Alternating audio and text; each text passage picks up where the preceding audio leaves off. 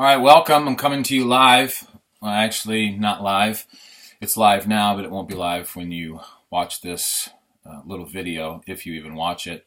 But I am coming to you from the offices. No, not offices. The office here at Northeast Community Church, because we don't have offices. We just have one office.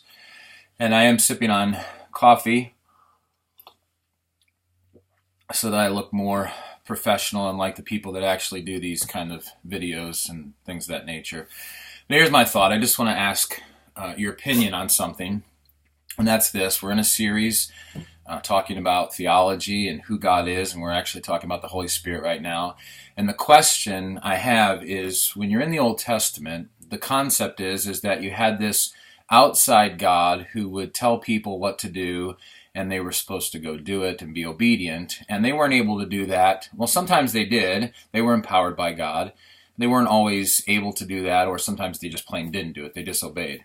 And then you come into the New Testament, and there's this concept, someone I highly respect has looked at this way, is that you come into the New Testament, and the God that used to be on the outside has now come to live on the inside, and there is this overwhelming power now that exists in each Christian to be able to do what they normally couldn't do.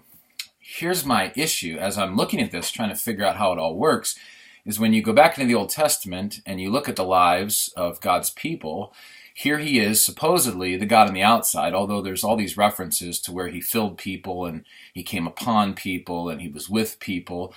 But here's this God living on the outside, and people would many times do and be able to obey the things that God asked them to obey, but for the most part, they would rebel and find themselves not doing what God wanted them to do.